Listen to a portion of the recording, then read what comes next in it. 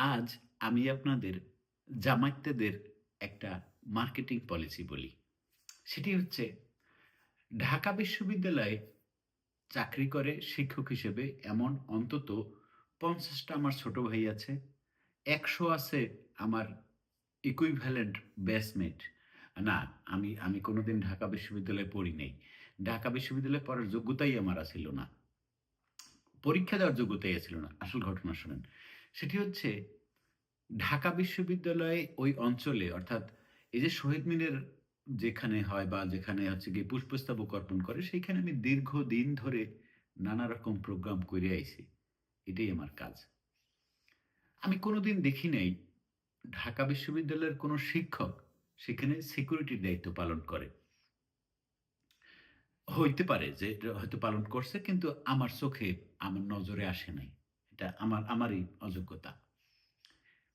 কিন্তু আজকে হঠাৎ করে দেখলাম আমাদের মোনামি আপা, আ খালা বা আপা আরকি যেটাই বলি না কেন, সে হঠাৎ কইরা মানে স্যুট প্যান্ট পইরা হাতের মধ্যে একটা হচ্ছে গিয়ে আপনার ওয়াকি-টকি সেট নিয়ে সে ব্যাপক পরিমাণে ওইখানে সিকিউরিটির দায়িত্ব পালন করতেছে।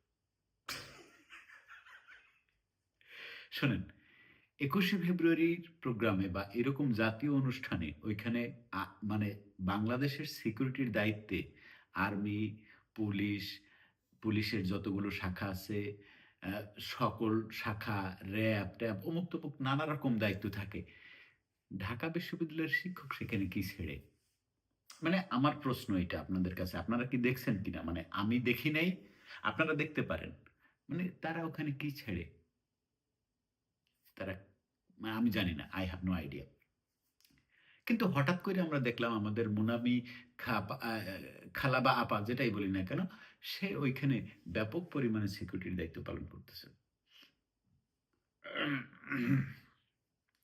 অডিসিয়াস ভাই কাশাকাশি করবেন না কিন্তু। মানে আমি লাইনেই আছি।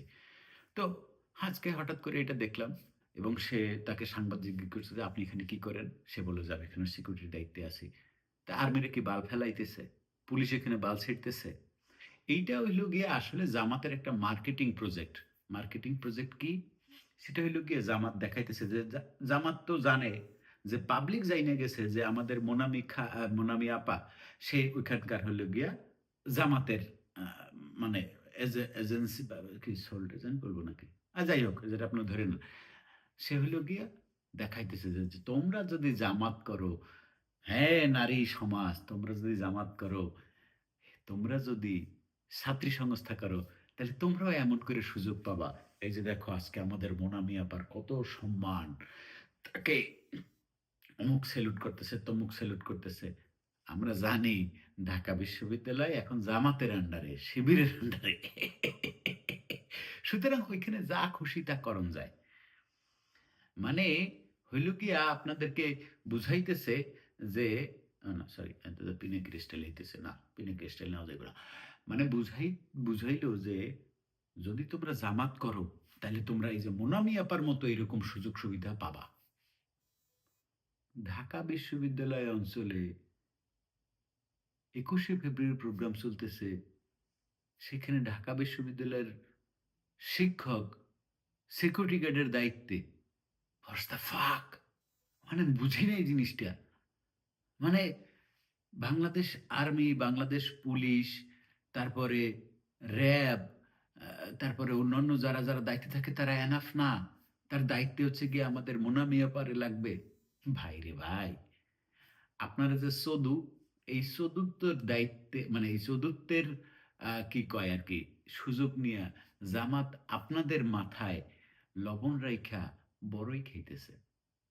আপনারা এটা বুঝবেন না কারণ আপনারা হইলেন চদু। আমিও চদু।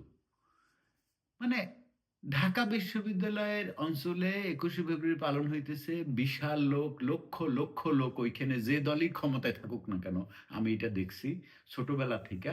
যতদিন থেকে আমি ঢাকা বিশ্ববিদ্যালয় অঞ্চলে আমার আসা যাওয়া যাতায়াত, মানে আমার যাতায়াত ২০০১ সাল থেকে। এটা যারা আমার ব্যাচমেট অমুক-তমুক যারা তোমরা আছো দোস্ত তোমরা সবাই জানো।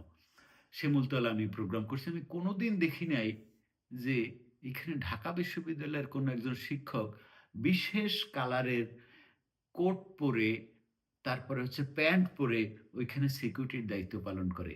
আসলে ঘটনা তা না।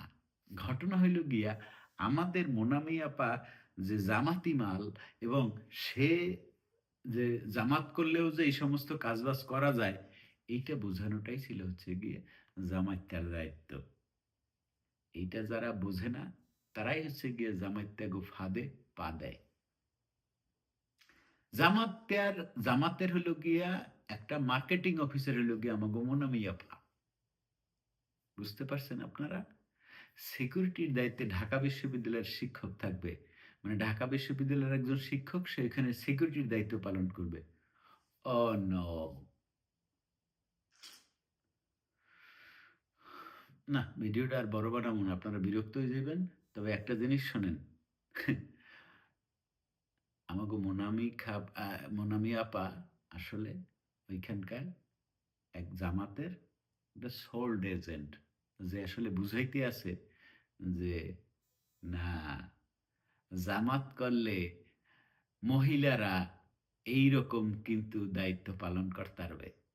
হুম? কারণ জামাত এইটা খুব ভালো কইরা জানে যে পাবলিক জানে আমাগো মোনামি আপা আসলে জামাতেরই লোক।